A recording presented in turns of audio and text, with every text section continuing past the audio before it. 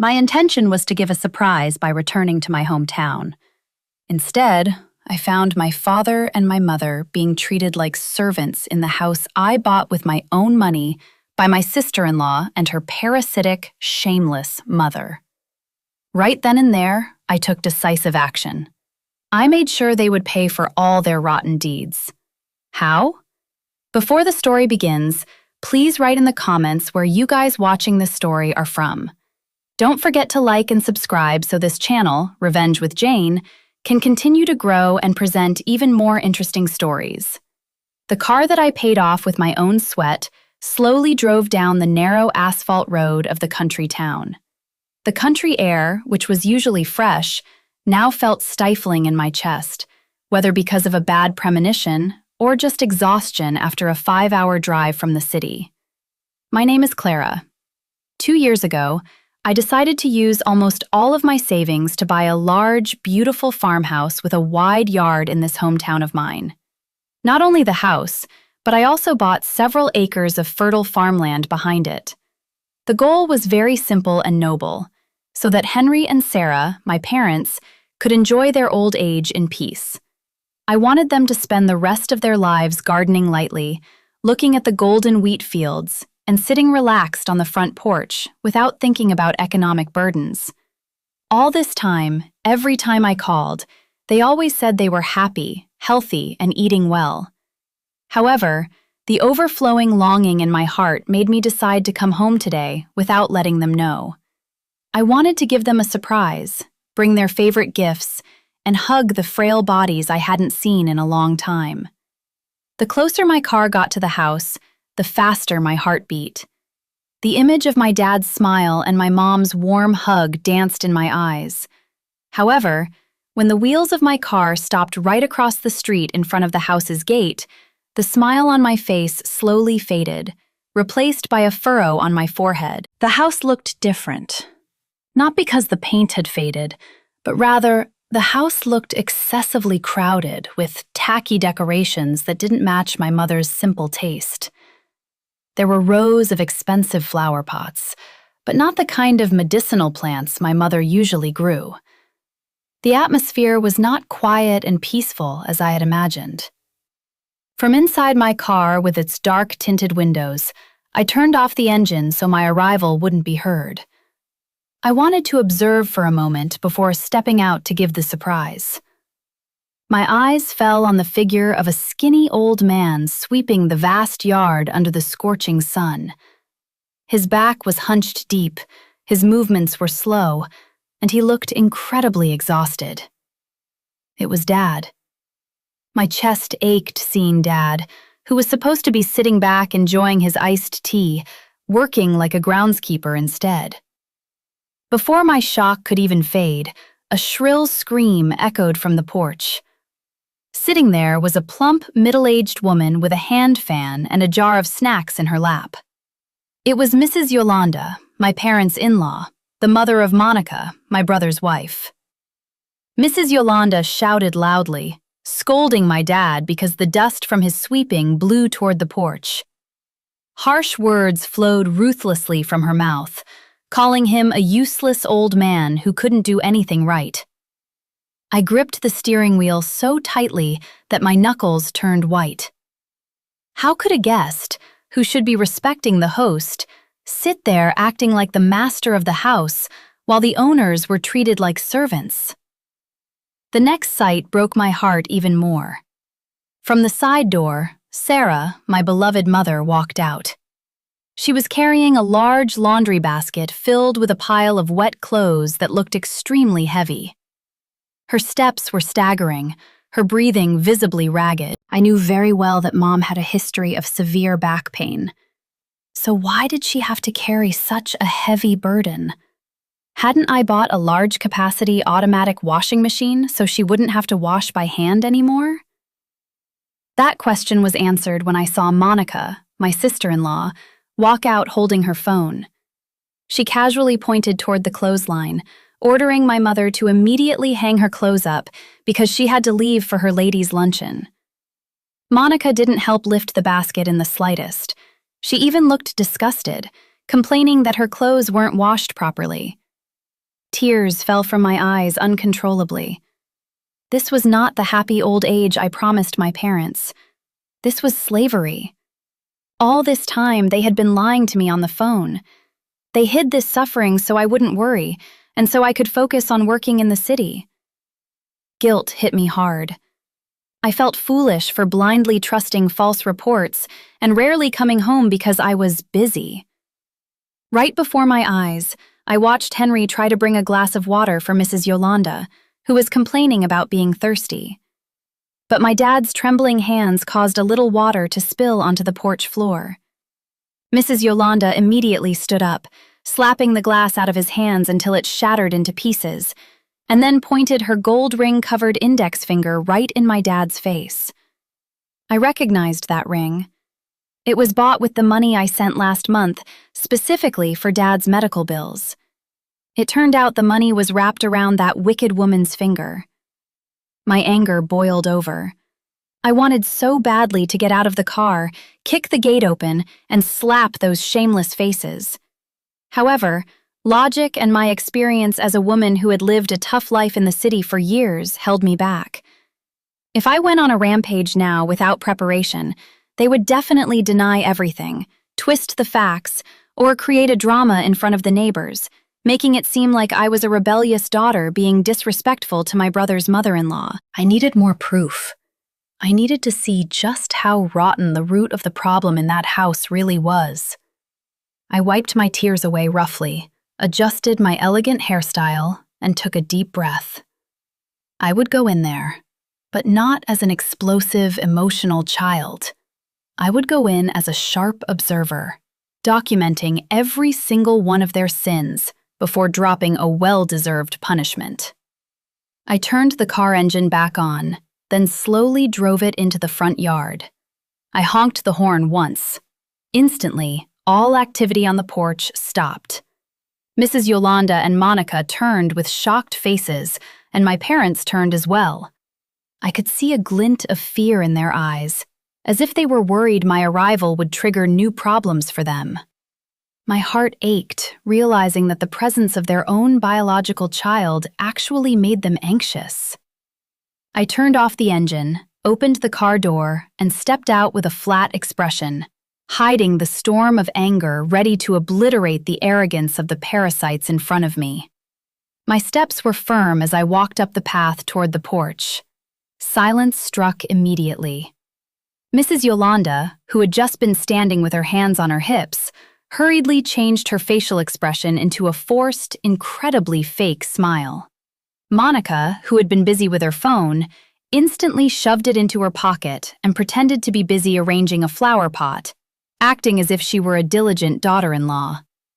Henry and Sarah stood frozen in the corner of the yard, wringing their hands, looking at me with sorrowful eyes. I wanted nothing more than to run and hug them, cry at their feet, and apologize for coming home too late. But I knew, if I showed weakness now, Mrs. Yolanda and Monica would only get more big-headed. I had to be strong. I had to be the shield for my parents. "Wow, Clara is home! You didn't tell us? If you had told us, I could have cooked some delicious food," Mrs. Yolanda exclaimed, trying to sound as sweet as possible while attempting to hug me. The pungent smell of her perfume pierced my nose, contrasting sharply with the smell of my dad's sweat that had just drifted in the wind. I smoothly dodged her hug, pretending to adjust my handbag. My gaze shot straight and sharp at her. Her very first sentence was already full of lies. Cook some delicious food. Those soft hands of hers didn't even look like they had ever held a kitchen knife. I just gave a short nod, then walked right past the two of them, heading straight for Mom and Dad. I grabbed my dad's rough, calloused hands. His skin felt hot. It seemed Dad was running a fever. Then I moved to hold my mom's hands, which were wet and wrinkled from soaking in soapy water for too long. "Dad, Mom, Clara is home," I whispered. Mom's eyes teared up. Her lips trembled as if she wanted to say something, but she cast a fearful glance toward Mrs. Yolanda. Finally, Mom just nodded and whispered, "Praise the Lord, you are healthy, sweetheart." That was it. No complaints, no accusations. Their sincerity was a knife that sliced even deeper into my heart. I guided them to sit on the porch chairs, but Monica quickly interrupted. Clara, Dad and Mom are still dirty from the garden. They'll get the new chairs dirty. Let them clean up first in the back. My blood boiled hearing Monica's words. New chairs? Those were the oak chairs I bought 2 years ago specifically so Dad could sit and relax in the afternoons. Why was Dad now forbidden from sitting in his own chairs? But I held myself back. Oh, I see, I answered briefly. I let my parents walk with staggering steps toward the back of the house. Meanwhile, I was herded by Mrs. Yolanda and Monica into the living room. As soon as I entered, I noticed striking interior changes. My graduation photos and our family portraits were no longer on the wall. They had been replaced by a huge wedding photo of Monica and Victor, along with a close-up photo of Mrs. Yolanda smiling widely. This living room no longer felt like my parents' home. It felt like a small palace belonging to Mrs. Yolanda. Your brother Victor is in the bathroom. He'll be out soon. Come, sit down first. Clara must be exhausted, Mrs. Yolanda said while sitting on the softest sofa, casually crossing her legs. I asked for permission to use the restroom, though it was merely an excuse to inspect the condition of the house further. I walked toward the master bedroom, the room that was supposed to be occupied by my parents because it had an ensuite bathroom and the orthopedic mattress I bought specifically for their aging spines. The bedroom door was slightly open. I peeked inside. It was filled to the brim with Monica and Mrs. Yolanda's belongings. Clothes were scattered everywhere, and expensive cosmetic bottles crowded the vanity. So my guess was right. They had hijacked this master bedroom. Then where were my parents sleeping?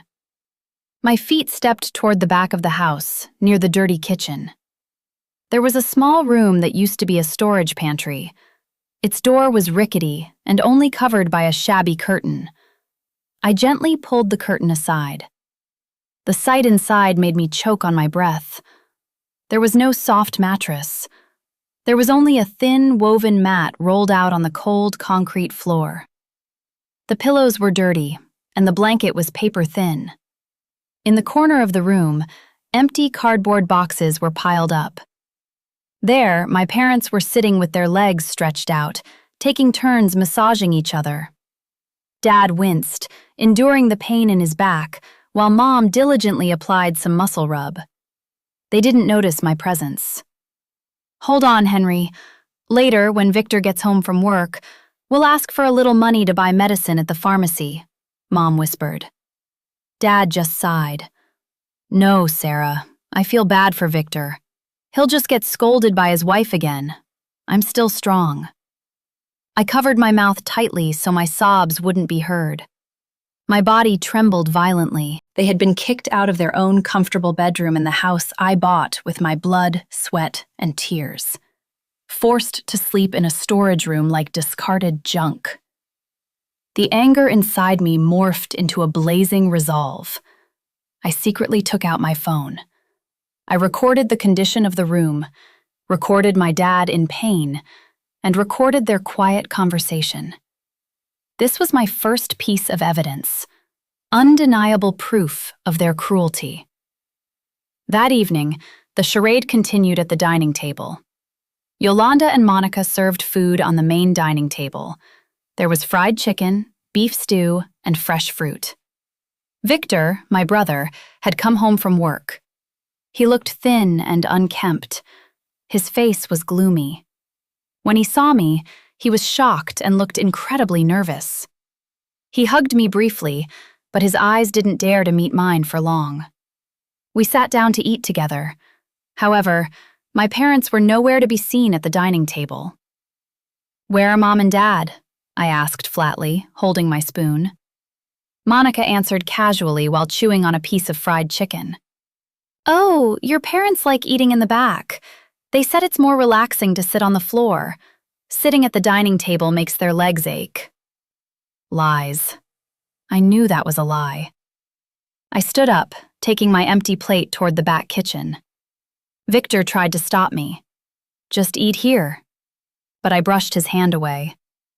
I reached the kitchen and saw Mom and Dad eating cold white rice with leftover vegetables and burnt potatoes. They ate ravenously because they were starving after a full day of forced labor. My heart shattered into a million pieces. I returned to the dining room, staring sharply at every single face there. The greedy Mrs. Yolanda, the cunning Monica, and the cowardly Victor. They were all enjoying delicious food built upon the suffering of the people who gave birth to and raised them. "Why is Clara looking at us like that?" Monica asked with a tone of displeasure, feeling bothered by my glare. I smiled faintly, a very cold smile. "Nothing. I was just thinking about how delicious food tastes when it's bought with other people's sweat. Enjoy it while you can, because we never know when those luxuries will be forcibly taken away." The atmosphere at the dining table went dead silent and tense. Mrs. Yolanda put her spoon down roughly. Victor lowered his head even deeper. I sat back down, but not to eat. I started formulating a plan in my head. Tonight, I would let them be full. But tomorrow, I would start collecting the debts for all their actions. I would not let a single second pass without a reckoning. This house would bear witness to how a daughter exacts revenge for the sake of her parents' honor. The morning sun had barely peeked shyly from behind the hills, but the commotion in the house had already started since the crack of dawn. I purposefully woke up earlier than the roosters crowing, yet I was still outpaced by the forced routine my parents had to endure. From behind the living room window where the curtains were slightly drawn, I saw Henry already carrying a hoe on his fragile right shoulder. Next to him, Sarah carried a lunchbox filled with water and meager provisions. There was no blazing enthusiasm like farmers proud of their land. Instead, they looked like prisoners of war being herded to a forced labor camp. My heart was sliced open seeing that scene. By all rights, in their twilight years, my parents should only need to take leisurely strolls along the field paths to breathe in the fresh air, simply overseeing the hired hands, and then return home to enjoy warm tea. Not stepping straight into the cold mud and burdening their old bones with heavy physical labor. I waited for a few moments until they disappeared around the bend of the country road. Then I quickly showered and got ready. I wore comfortable, casual clothes, paired with an elegant hairstyle, and snuck out of the house without waking the other occupants, who were still deeply asleep in their air-conditioned dreams. I trailed my parents' footsteps toward the farming area situated not too far behind the house. The expanse of golden wheat fields, covering over 5 acres, stretched beautifully before my eyes. That was the asset I bought with my annual corporate bonuses after years of working in the city, specifically so Dad would have a pleasant activity, not a torture session.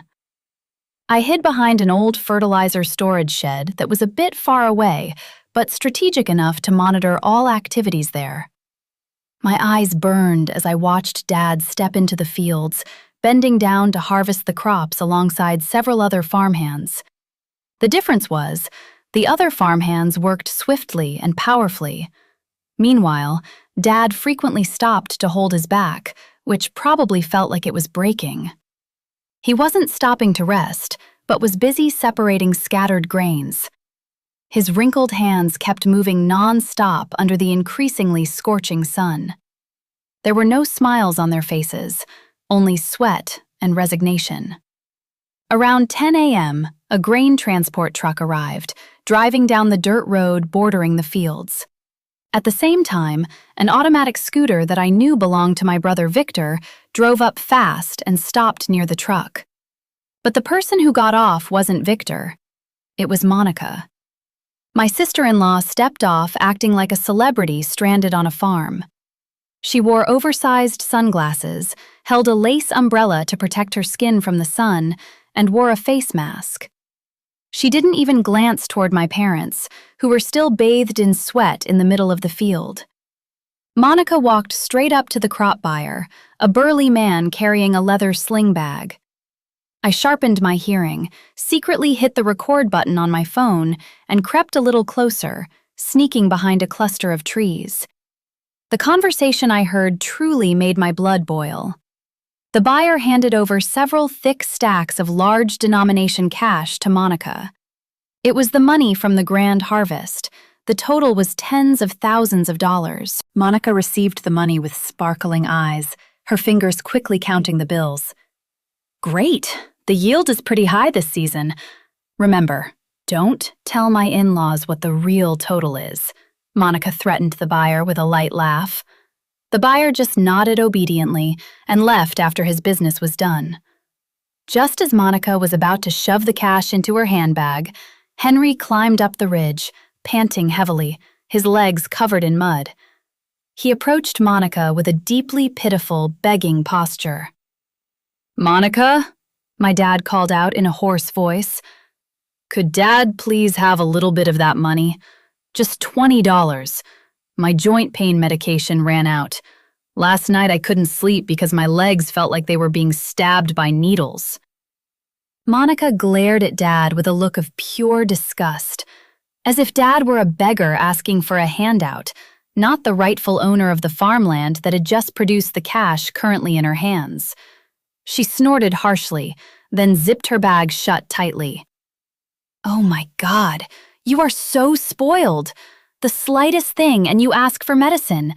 The slightest thing and you claim you're sick. It's because you don't move enough. That's why you need to work harder so your muscles don't stiffen up. This money is already budgeted. I have to pay for my country club dues, buy my skincare creams that ran out, and get a new designer bag for the wedding next week. It would be embarrassing if Henry's daughter-in-law showed up looking like a beggar. Just endure the pain. It will go away on its own if you just walk it off." That answer was so incredibly cruel, rolling smoothly off her tongue without an ounce of guilt. Dad just bowed his head weakly, not daring to argue. Sarah, who heard this from a distance, quickly jogged over and gently pulled Dad away. "It's okay, Henry. It's fine. I'll massage you again with some muscle rub tonight. Don't beg from Monica. Have some pity on her. She has a lot of expenses." Mom comforted him with a trembling voice. Mom's words slapped my soul even harder. How deeply my parents had become accustomed to yielding and had been indoctrinated to believe that their daughter-in-law's lifestyle needs were more important than their own health. Monica then got on her scooter and sped away, leaving a cloud of dust blowing right into my parents' faces. I stood frozen in my hiding spot, tears of sheer fury welling up in my eyes. My right hand squeezed a tree branch so hard the bark peeled off. Enough. This evidence was more than enough to drag that greedy woman to the earthly hell she deserved. I waited until my parents went back to work.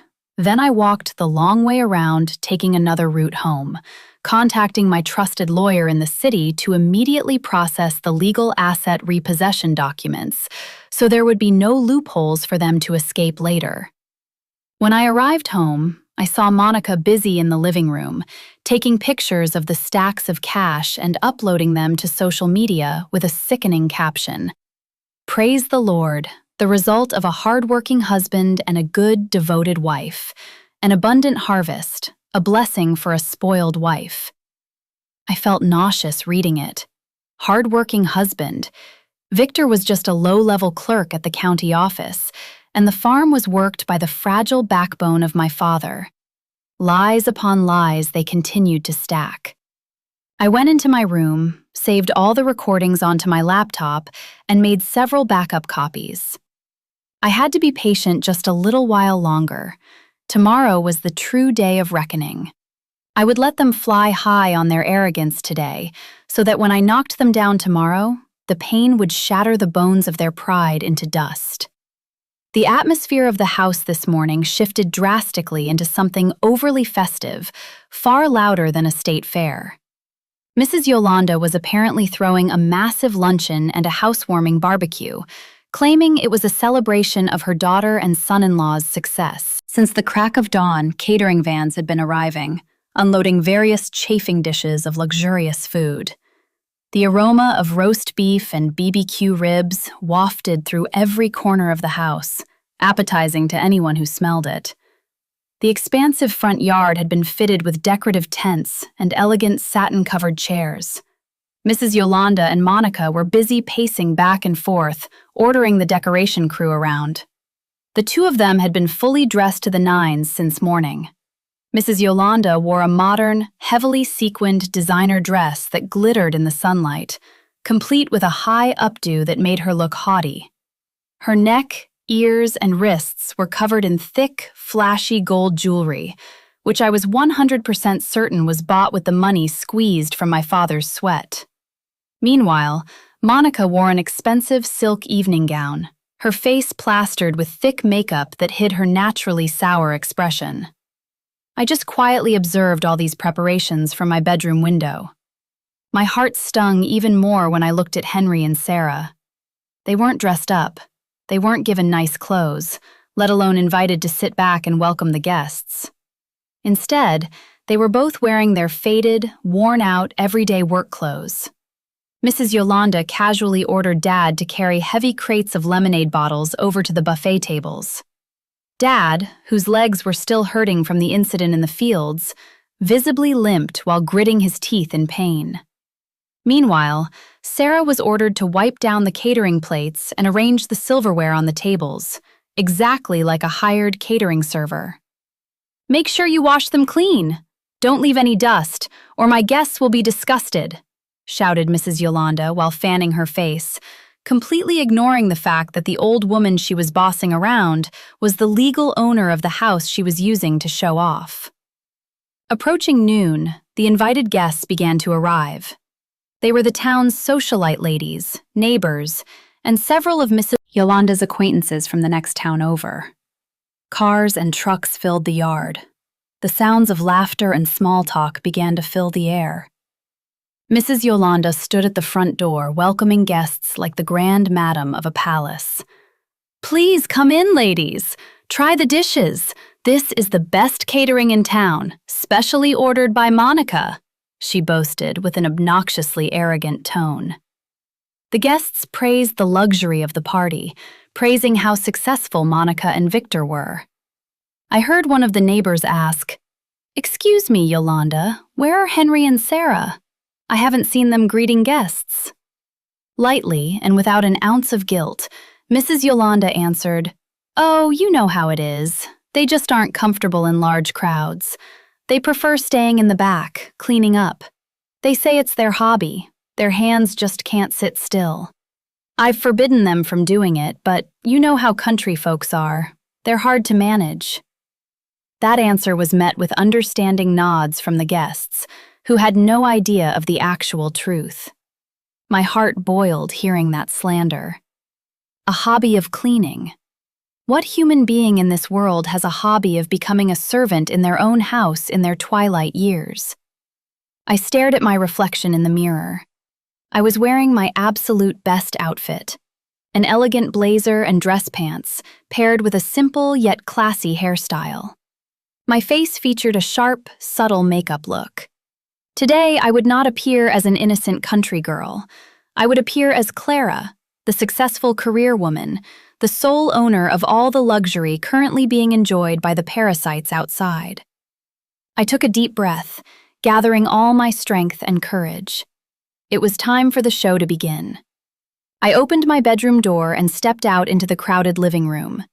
The sound of my heels clicking against the ceramic floor echoed firmly and rhythmically, cutting through the noise of the party.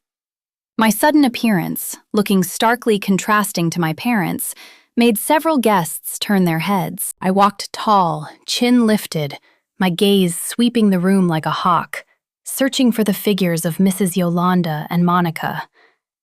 In the corner of the room, near the buffet table, I saw a sight that made my anger explode, though I contained it behind a cold smile.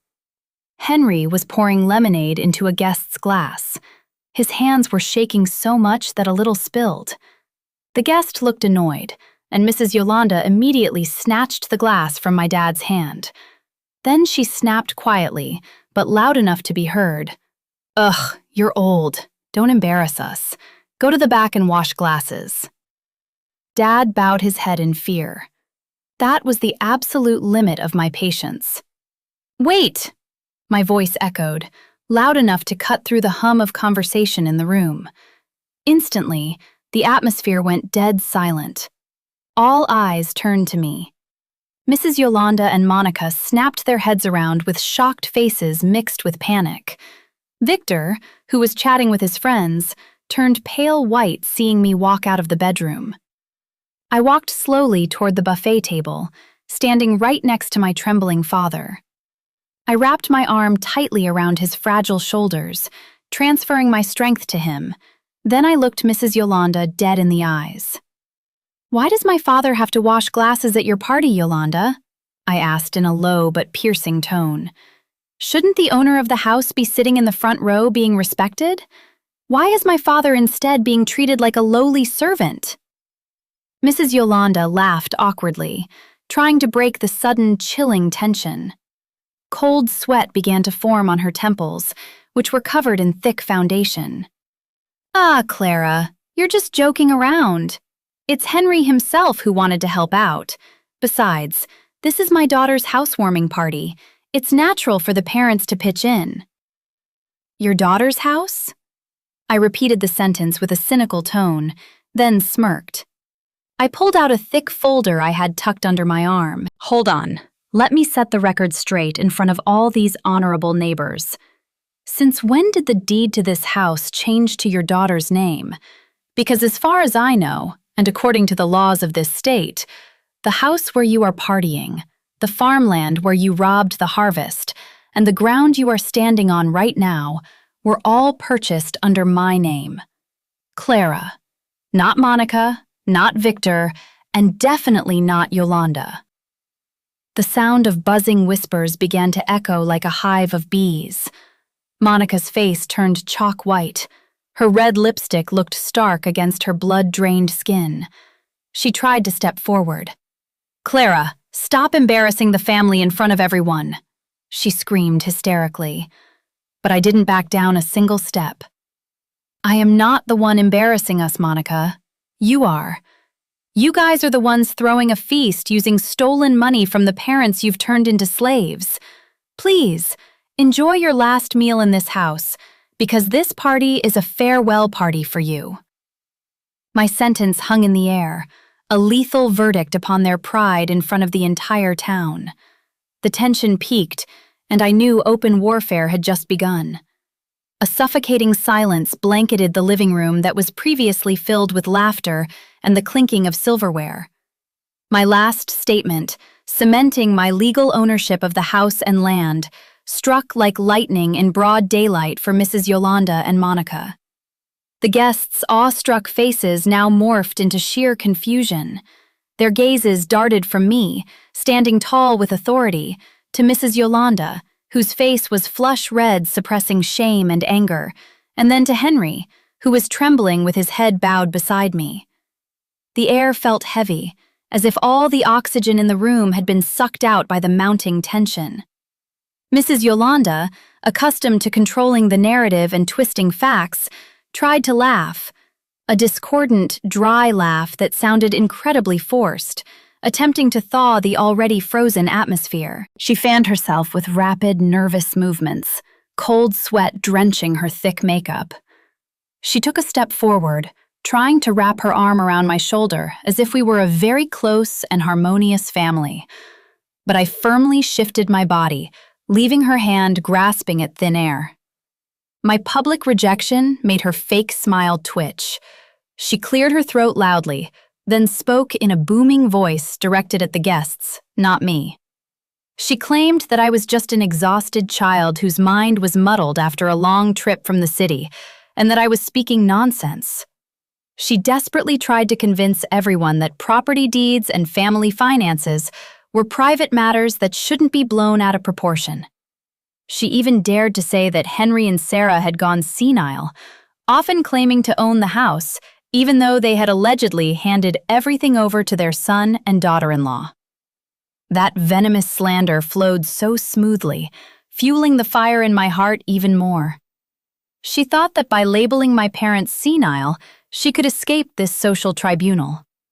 I would not let her hold the reins of the narrative any longer.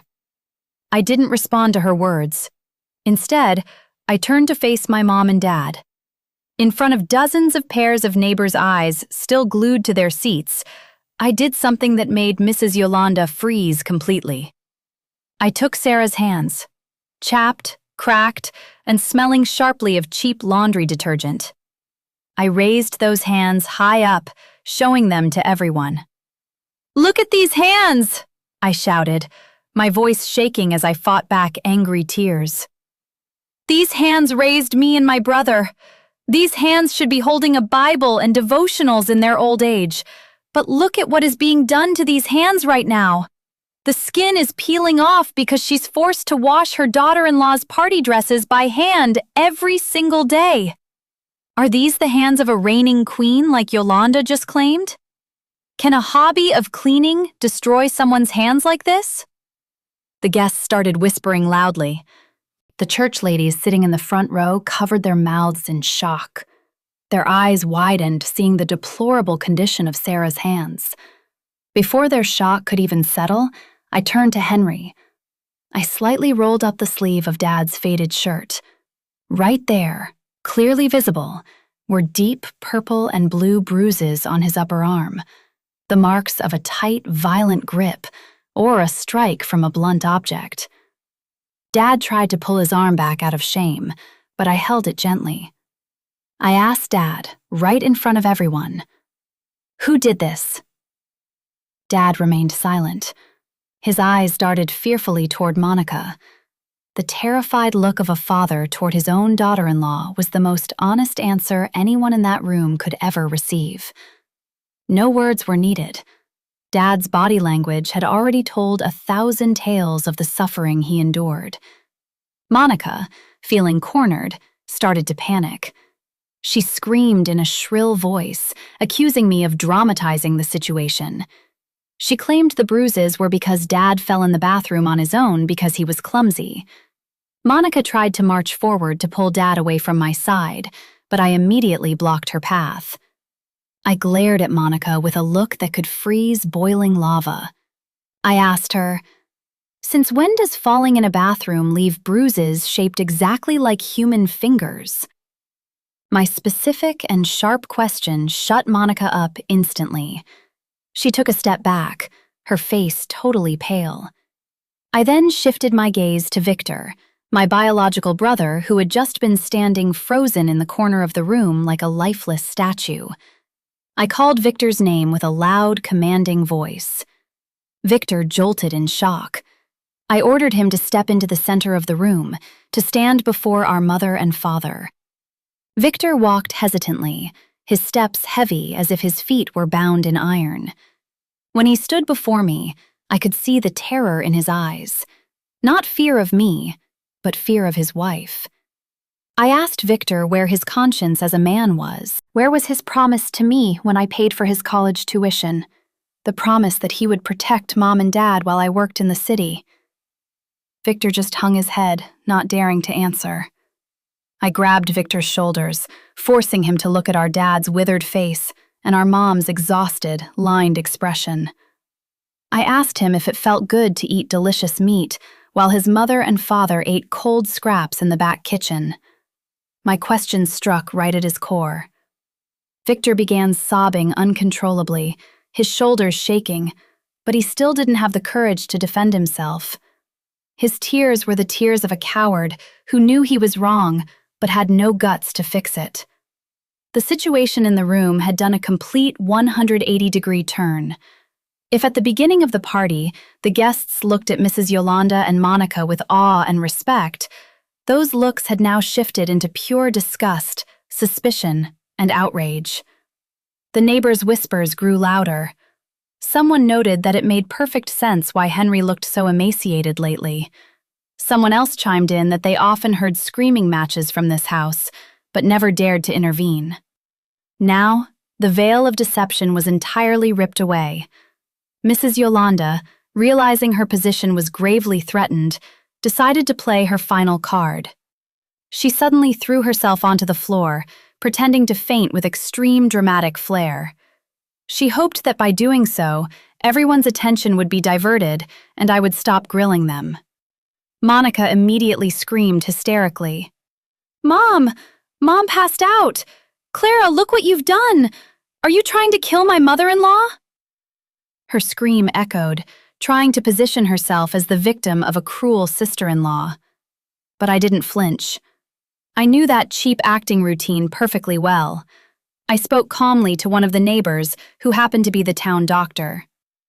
"Dr. Evans, please examine her. If she really passed out, we'll call an ambulance. But if she's faking it, I have a bucket of garden pond water out front. Maybe a splash of dirty water will wake her up." Hearing the threat of the pond water, Mrs. Yolanda's eyelids twitched slightly. She clearly heard my words. I smiled cynically. Their charades held absolutely no value in my eyes.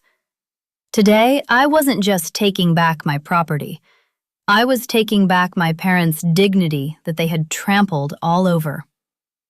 This confrontation was just the beginning, because after this, I would prove in black and white exactly who ruled this house. Mrs. Yolanda, realizing my threat about the pond water was dead serious, slowly opened her eyes and pretended to regain consciousness with exaggerated gasps. She was helped to sit up by Monica and immediately put on the face of a persecuted martyr. Monica, seeing her mother had failed to garner sympathy, now took over the offensive. She stood tall, wiped away her crocodile tears, and glared at me with pure hatred. She realized the avenue of sympathy was closed, so she pivoted to the legal route, or at least the law according to her shallow, cunning understanding. In a loud voice so all the guests could hear, Monica shouted that I could claim whatever I wanted, but the law was the law. She claimed that Victor, as the only male child, had full inheritance rights over the house, and that Victor had already signed a notarized transfer deed handing over the management of the house and farm assets to Monica as his wife. Monica ran quickly to her bedroom and returned holding a plastic folder. With hands shaking from anger, she pulled out a crumpled piece of paper. She waved the paper in front of my face and in front of the face of Mayor Davis, who happened to be present at the party. "Look at this," she yelled. "This signature is legally binding. Victor already signed everything over to me last month, so legally, I am the lady of this house now. You, Clara, are just an uninvited guest. You have no right to kick us out or boss us around." Monica smiled triumphantly, absolutely convinced that the stamped piece of paper was the ultimate weapon that would silence me forever. Victor, standing beside me, hung his head even lower, his face completely pale, silently admitting that he had indeed been forced to sign that idiotic paper under the threat of divorce. The guests were confused again.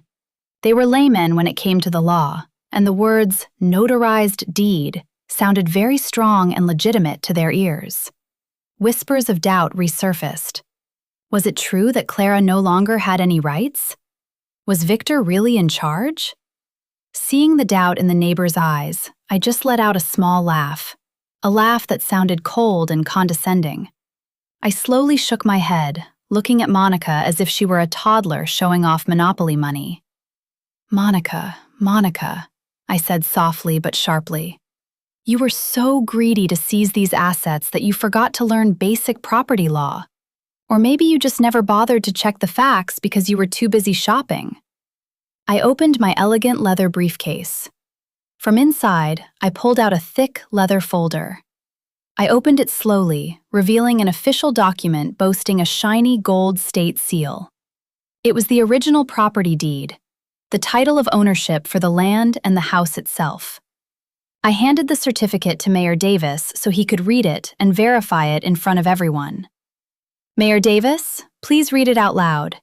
Whose name is written as the owner on this original deed? Is it Henry's name? Is it Victor's name? Or someone else's name?" I asked politely but firmly. The mayor adjusted his glasses, squinting to read the text on the document. The room fell dead silent instantly. Everyone held their breath, waiting for the answer. "The title holder," Mayor Davis read with an authoritative voice, "is under the name of Clara. Yes, this is the original deed, and the name is clearly Clara, not Henry, not Victor." A roar of shocked voices filled the room again. I stared at Monica, whose jaw had now dropped in total disbelief. Her face, which was red with anger moments ago, turned the color of chalk. Her legs wobbled. "How is that possible?" she hissed. "Victor said—" "Victor had absolutely no right to sign this house over to you, Monica." I cut her off quickly. "Because from the very beginning, I bought this house directly under my own name, not my dad's.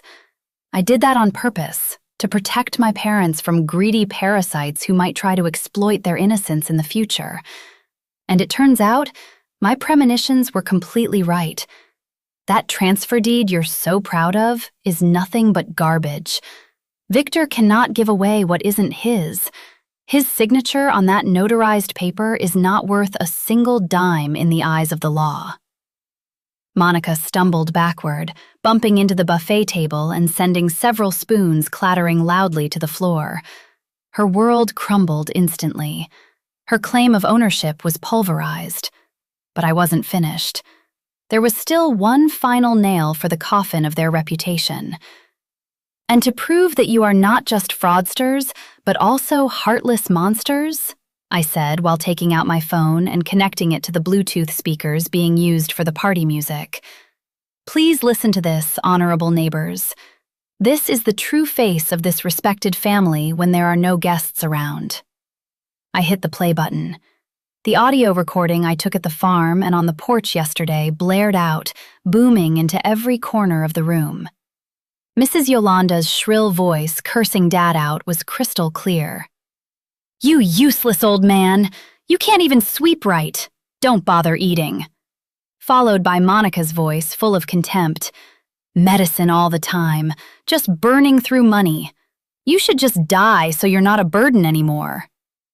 And then the sound of my dad groaning, begging for pain medication. The recording dropped like a bomb in the middle of the crowd. There were no more doubts, no more sympathy. The faces of the neighbors were now filled with raw, undeniable rage. Several men clenched their fists. The women glared with pure disgust at Mrs. Yolanda and Monica. Mrs. Yolanda covered her ears, screaming, "Turn it off! That's a lie! It's edited!" But no one believed her. The voices were far too authentic, far too cruel to be fabricated. The image of the kind mother-in-law and successful daughter-in-law they had built all this time shattered into a million pieces in a matter of seconds. They were completely exposed before the court of public opinion. "Did you all hear that?" I asked, my voice shaking as I fought back tears of fury. "That is my parents' daily diet. Curses, insults, and starvation in the house I bought for their happiness. Now does anyone here still want to defend them?" No one answered. There were only judging stares from every corner of the room aimed at those two greedy women. This party had turned into a public tribunal, and the guilty verdict had been passed long before the gavel was even struck. I saw Monica slump weakly to the floor, crying, not out of remorse, but because she knew she had been utterly defeated. And I, standing beside my parents, felt the heavy burden on my chest slowly lift.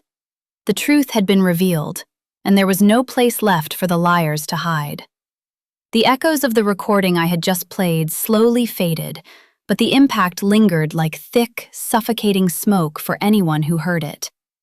The luxurious living room now felt like a courtroom without a judge, where the guilty verdict had been delivered through the stares of dozens of attending neighbors.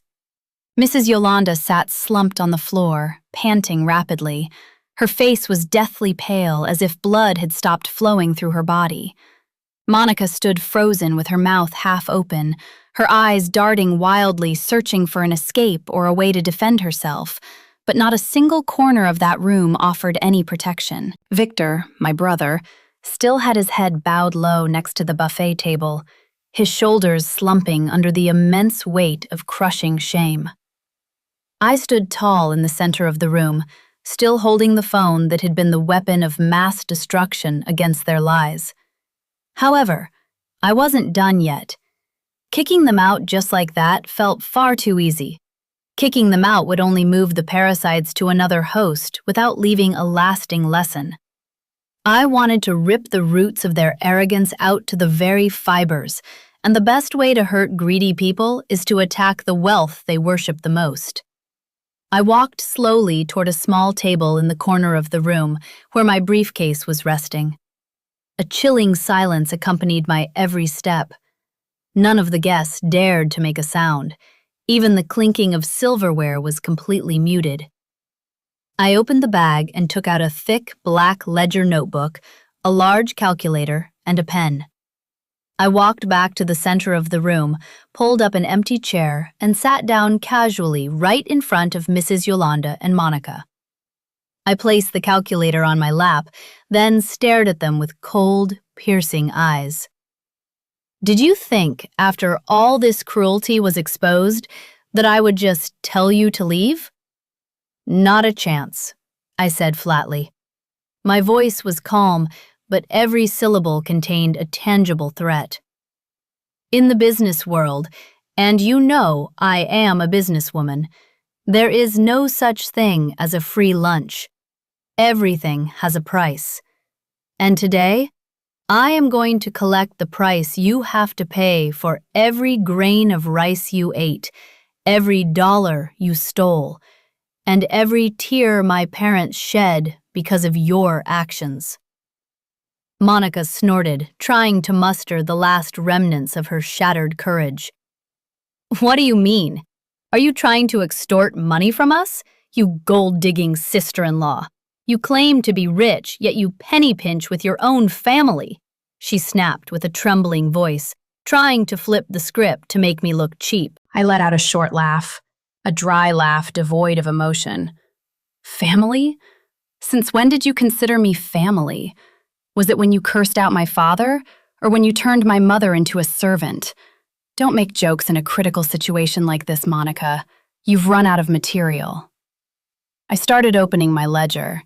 The pages were filled with numbers I had neatly organized since last night, based on the financial analysis I conducted from suspicious bank transactions and estimated asset losses.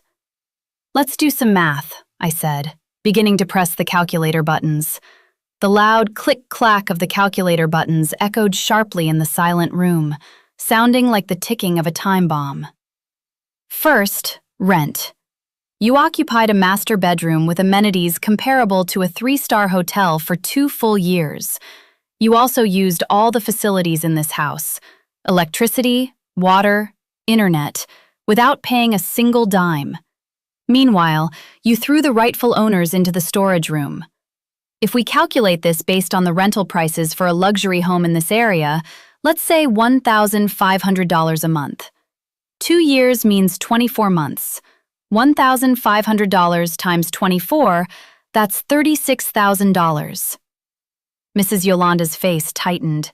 Her eyes bulged as if they were going to pop out of her skull. $36,000? Are you crazy? This is my daughter's house. Why should we pay rent? She screamed hysterically. I ignored her screaming and kept pressing the calculator buttons. Second, the farm yield. The 5 acres of farmland behind the house have a major harvest 3 times a year. The net profit per harvest averages around $10,000. That's a conservative estimate. Over 2 years, that means 6 harvests. $10,000 times 6. The total is $60,000. That money was supposed to go into Dad's account for his retirement savings. Instead, it went into the gaudy jewelry hanging around your neck, Yolanda. Monica began trembling violently. Cold sweat poured down, ruining her makeup. The numbers I was quoting were massive and very real. The neighbors listening began clicking their tongues in awe and fury. They couldn't believe the amount of money embezzled by this treacherous daughter-in-law, and her mother amounted to nearly $100,000. Third, I continued mercilessly, damages for physical and mental abuse. You treated my parents as unpaid live-in labor.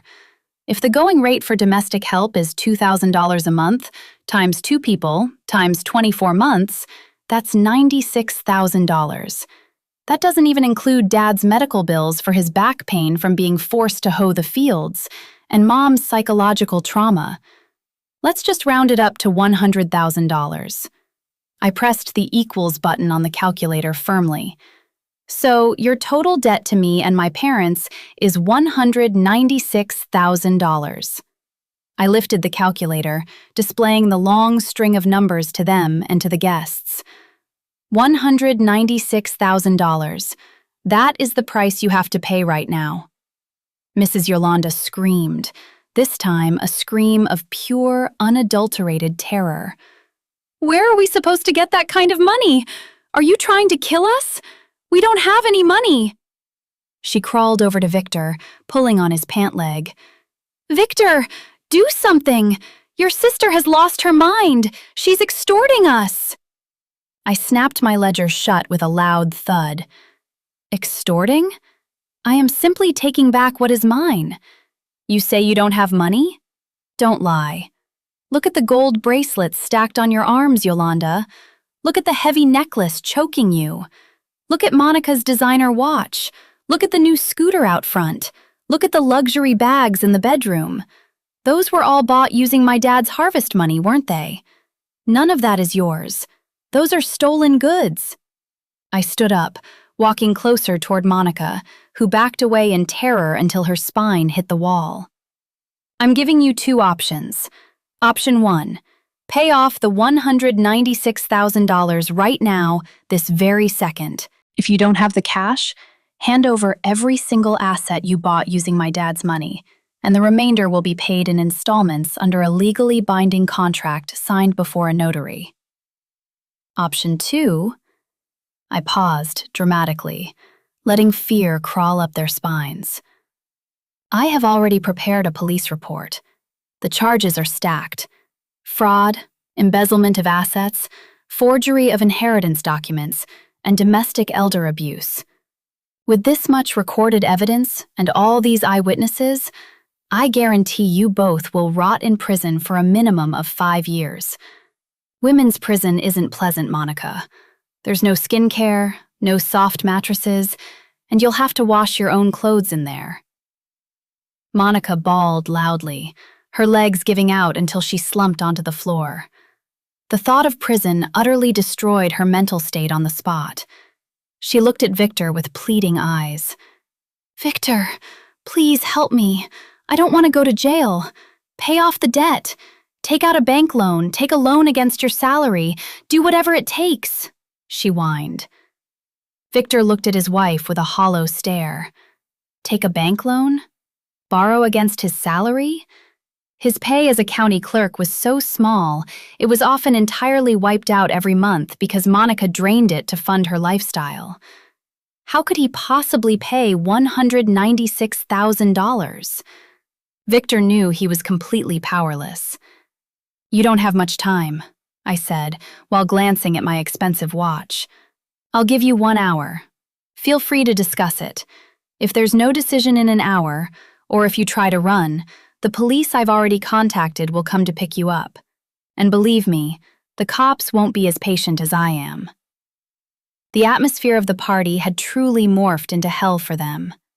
The invited guests started leaving one by one, not because they were kicked out, but because they felt disgusted and refused to be anywhere near that family of fraudsters anymore. Before leaving, however, several neighbors took the time to shake Mom and Dad's hands, apologizing because they hadn't known and had allowed the abuse to happen. Stay strong, Henry, Sarah. We support you, Clara. Bad people need to be taught a lesson, one neighbor said sincerely. That moral support brought tears of emotion to my parents' eyes. They felt their dignity was slowly being restored. Meanwhile, in the corner of the room, Mrs. Yolanda and Monica were engaged in a vicious whispering fight. They were blaming each other. "This is all your fault, Monica. You're the one who spends so much. You told me to buy all this gold so we'd look rich," hissed Mrs. Yolanda. "How is it my fault? You demanded I buy you all these things.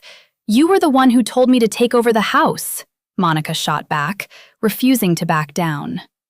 The sight of mother and daughter tearing each other apart was both pathetic and deeply satisfying. I sat back down next to my parents, holding their hands tightly.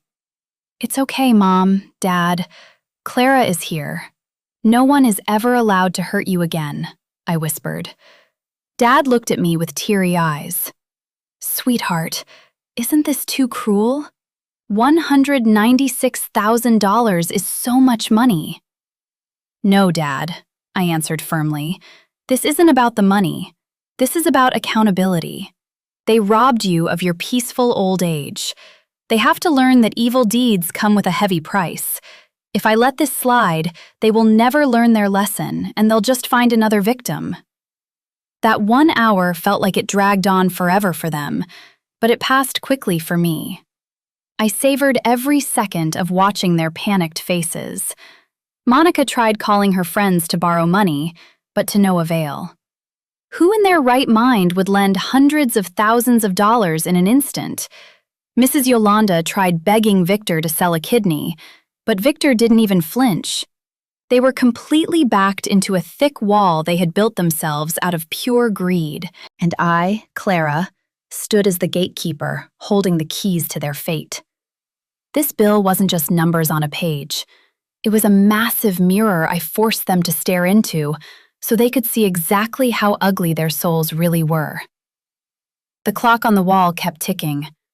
Every tick felt like a sledgehammer smashing into Monica and Mrs. Yolanda.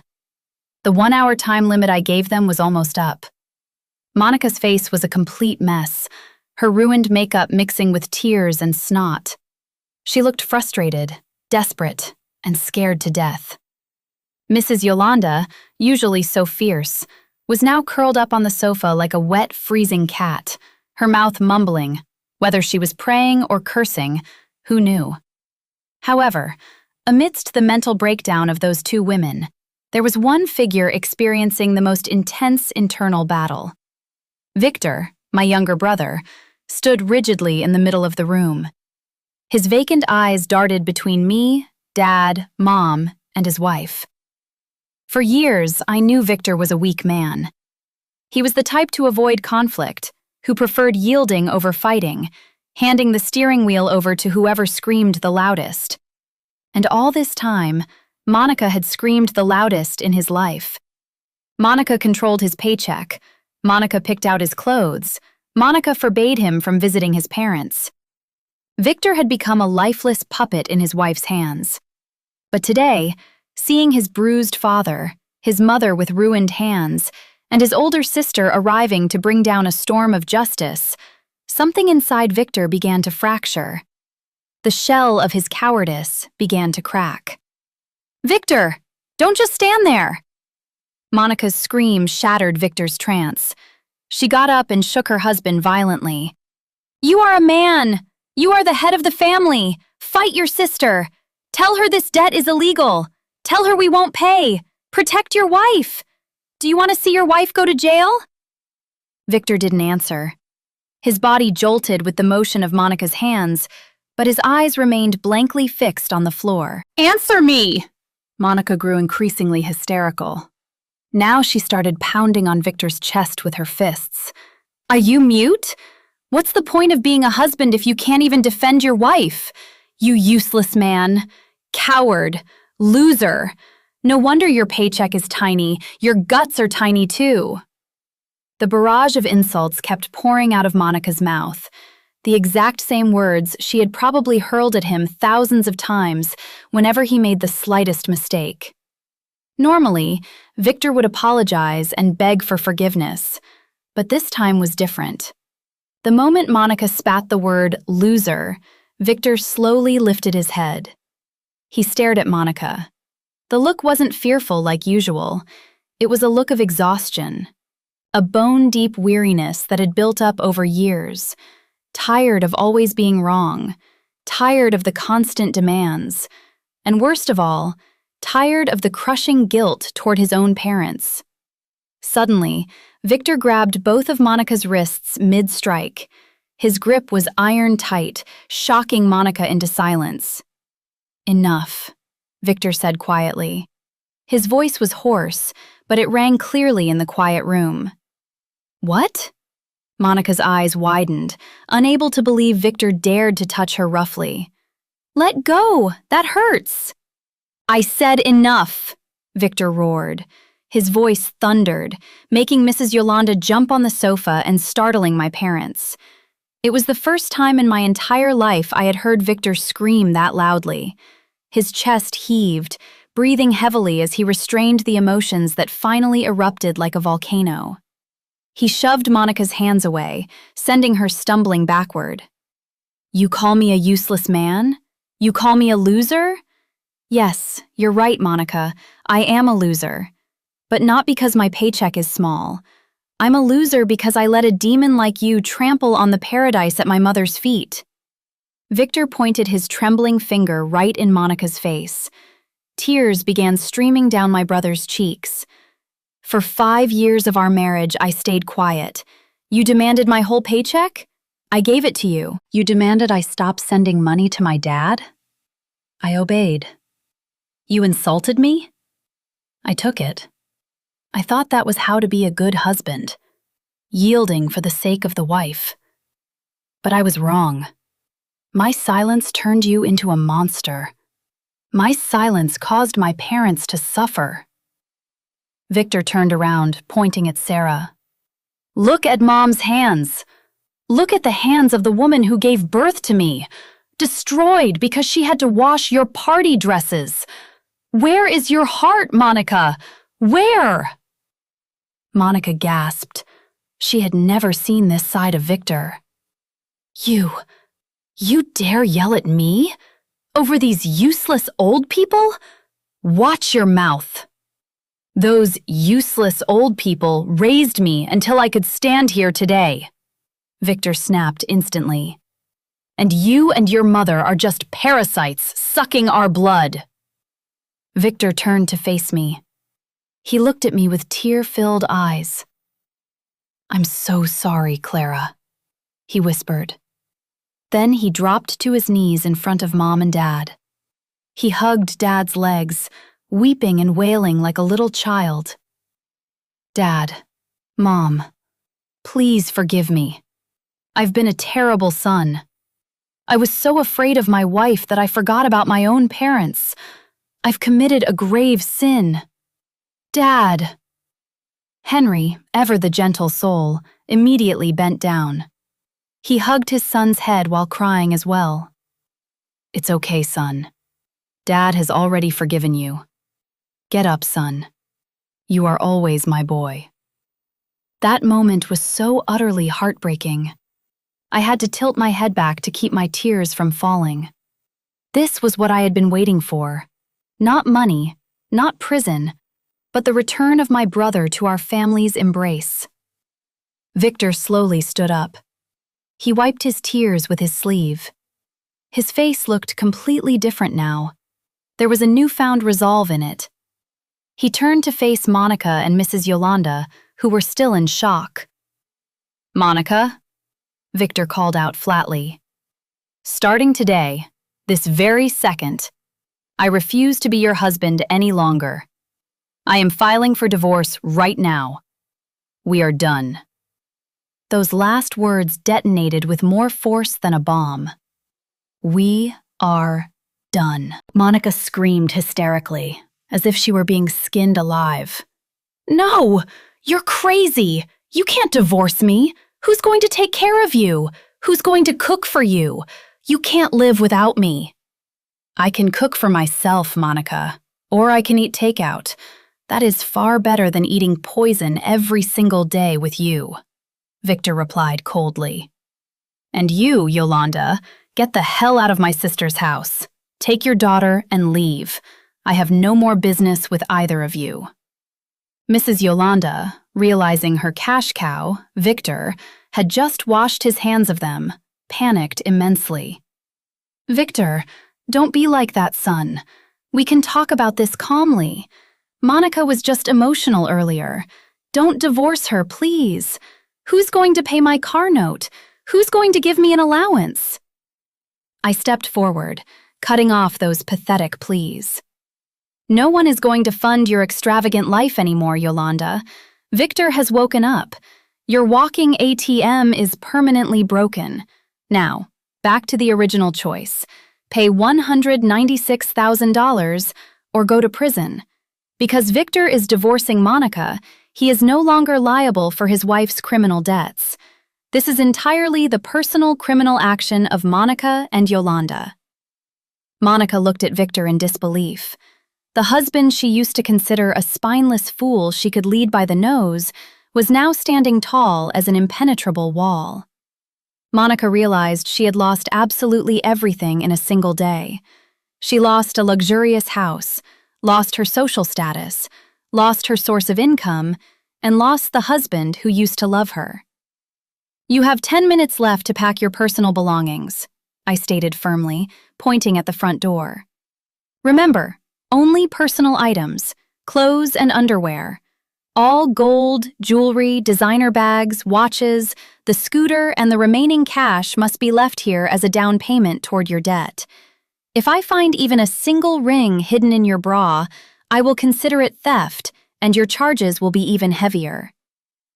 Victor walked to the front door and threw it wide open. The late afternoon sunlight poured into the living room, as if making way for the darkness to finally exit. "Please get out," Victor said, refusing to even look at his soon-to-be ex-wife's face. Monica sobbed violently, her legs feeling paralyzed. Trembling, Mrs. Yolanda tried to help her stand. The two of them looked utterly pathetic, a far cry from the grand society ladies they portrayed just that morning. With staggering steps, they walked toward the bedroom to retrieve their used clothes, accompanied by the cold stares of our family. Victor's decision was the final sledgehammer that brought down their palace of lies. There was no shelter left for them in this house, and no more hearts they could manipulate. Karma was working its course in a perfectly neat and agonizing way. The 10 minutes I gave them felt like an eternity, yet utterly terrifying for Mrs. Yolanda and Monica. From inside the room they once claimed as their own, we could hear the chaotic sounds of items being hastily thrown into bags. Monica's sobs and Mrs. Yolanda's grumbling were faintly audible, interrupted by the sound of zippers being forced shut.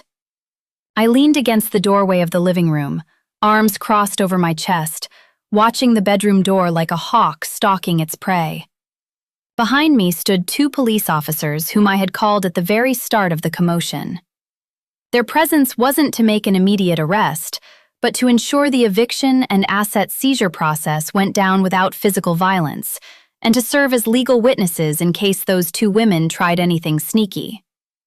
Victor sat on the wooden bench on the porch, his head hung low, refusing to look at the woman he had just divorced. I had already seated Mom and Dad on the plush living room sofas, giving them warm tea to calm their shock. Finally, the bedroom door opened. Mrs. Yolanda walked out first, dragging a massive, incredibly heavy suitcase. Her face was swollen, her eyes red and puffy, and her thick makeup was completely ruined, making her look like a sad clown. Behind her, Monica stumbled along, carrying a huge backpack and lugging 2 overstuffed plastic garbage bags. They walked with their heads down, avoiding eye contact with me and the officers. They tried to walk briskly toward the exit, hoping to escape this tribunal from hell as fast as possible. But I wasn't going to let them leave just like that. "Stop," I ordered coldly. Their footsteps halted instantly in the middle of the room. Mrs. Yolanda looked back with a pitiful expression, her lips trembling as if she wanted to beg. "We're leaving, Clara. Please don't make this any harder. We just packed our clothes," Mrs. Yolanda whined, her voice hoarse.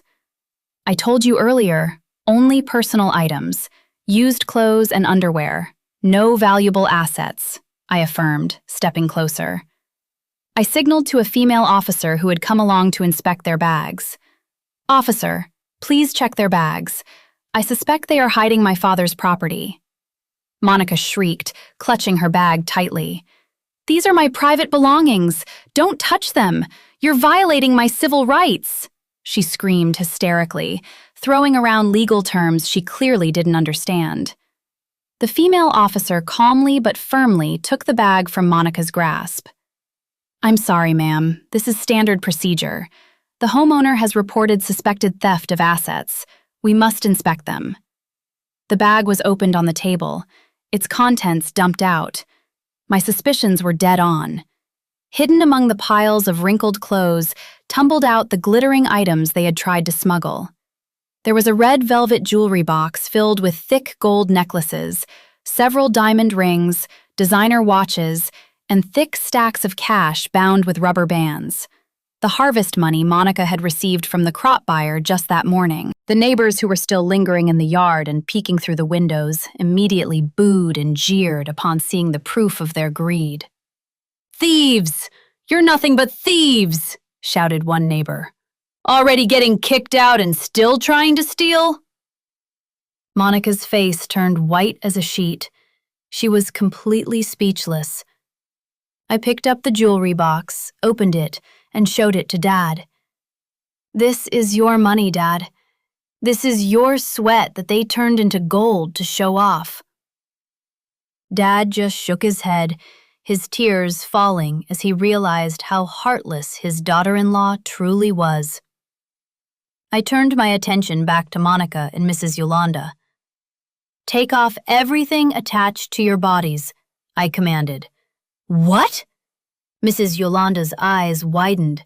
Her hand instinctively grabbed the gold necklace around her neck. This is a birthday present from Monica last year." "Bought with whose money? Victor's? Dad's?" I cut her off sharply. "Victor's paycheck barely covers the bills. There's no way he could buy a necklace that heavy. That is the money from my farm's harvest. Take it off, or I will have the officer forcefully remove it as evidence of embezzlement." With trembling hands and streaming tears, Mrs. Yolanda was forced to unhook her pride and joy. The gold bangles that jingled every time she showed off at the country club were taken off one by one and laid on the table. The massive rings on her fingers weren't spared either. Monica suffered the same fate. She had to remove her diamond earrings, her expensive watch, and her white gold bracelets.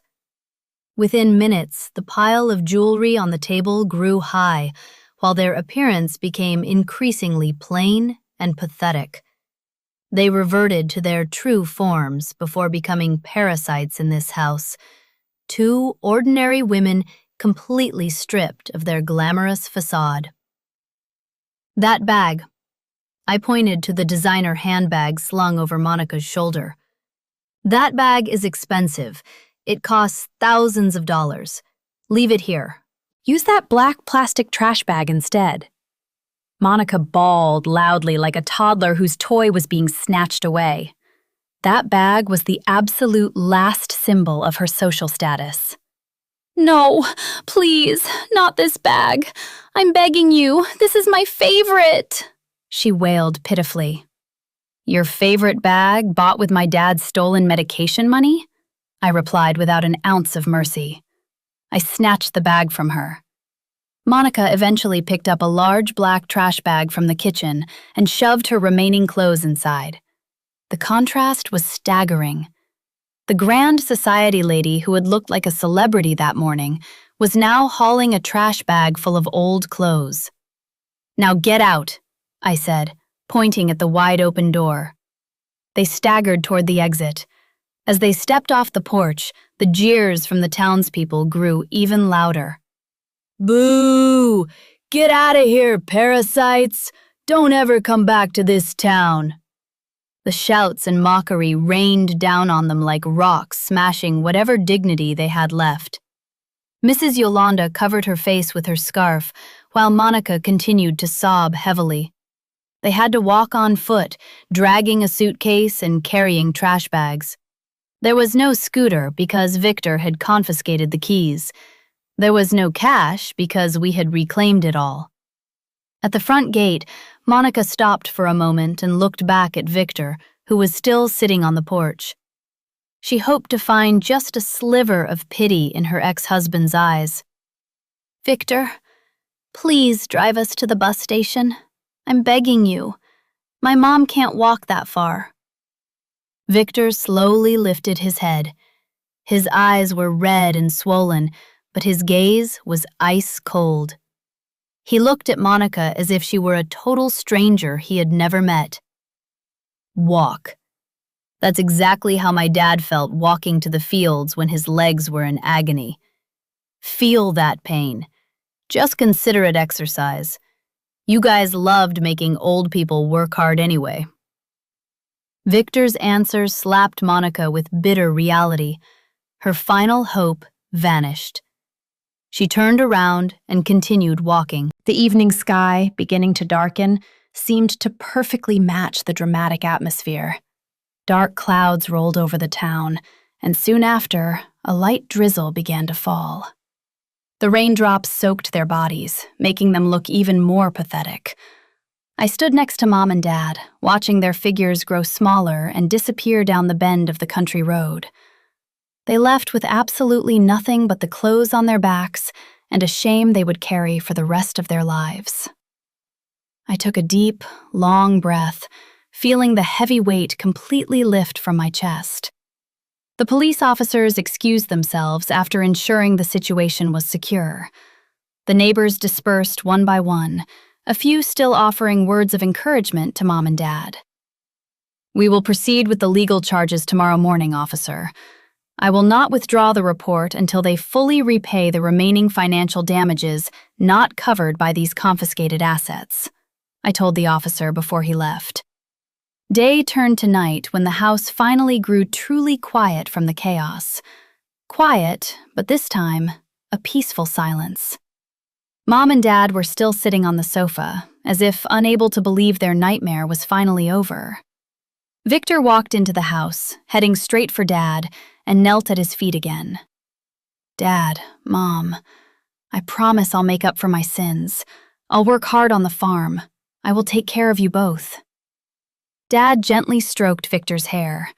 That night, for the first time in 2 years, Mom and Dad slept on the soft, orthopedic mattress in the cool master bedroom. Meanwhile, Victor and I began cleaning up the remaining filth those parasites had left behind in our home. This house had finally become a home again. 1 year has passed since the eviction incident that shook the entire town. Time, like a calmly flowing river, slowly washed away the old wounds and sprouted new seeds of hope. The farmhouse that once felt suffocating and full of negative energy had completely transformed back into a peaceful little paradise. I renovated parts of the house, painted the walls a brighter color, and threw out every single used item left by Monica and Mrs. Yolanda. I even burned their old mattresses to ashes, a symbol of purging bad luck and toxic energy. Now, the front yard is filled with family medicinal plants and Sarah's favorite jasmine flowers, spreading a fragrant scent every morning. Henry and Sarah's health recovered remarkably fast. Without the mental torment and forced labor, and with the guaranteed nutrition I provided every month, Dad put on healthy weight. His cheeks were no longer hollow, and his smile bloomed every day. His back pain had vanished thanks to the routine physical therapy I paid for. Every morning, Dad no longer went out to do forced manual labor. Instead, he took leisurely strolls around his acreage to inspect the land, greet the farmhands, and then sat in the shed enjoying hot coffee. The farm is now managed with a fair profit-sharing system, directly supervised by Victor. Speaking of Victor, my brother truly kept his promise. The divorce and his immense guilt transformed him into a real man. He quit being a low-level clerk coasting on a tiny paycheck and pivoted to become a modern farmer. He studied agricultural techniques, worked hard in the mud from dawn to dusk, and ensured the harvests were managed honestly. His skin is much darker now from the sun, his hands rough and calloused, but his eyes are alive and full of pride. He is no longer a puppet. He cares for Mom and Dad diligently, massages Dad's legs every night, and never lets Mom do any heavy lifting. "This is my penance, Dad," he said to me once when I came home to visit. I am proud of him. He has finally found the backbone he had lost for so long. This afternoon, I'm back in my hometown again. I sit on the porch with my laptop on my lap, finishing up some office work accompanied by warm, fried plantains Mom made. A gentle afternoon breeze blows softly. Dad is laughing heartily, listening to a funny story from a passing neighbor. The atmosphere is so harmonious. However, the laws of nature always run their course. While we are enjoying the fruits of our patience, elsewhere, karma is harvesting the results of its own labor. I received news from a relative who lives in the next town over, where Monica and Mrs. Yolanda rented a tiny, cramped apartment after being evicted. The news is truly tragic, but I can't deny a sense of fulfilled justice upon hearing it. After being kicked out with no wealth, they lived aimlessly. The money from selling their used clothes ran out in a month. Monica, who possessed no actual skills other than dressing up and cursing people out, struggled to find work. Her diploma was useless because of her terrible attitude.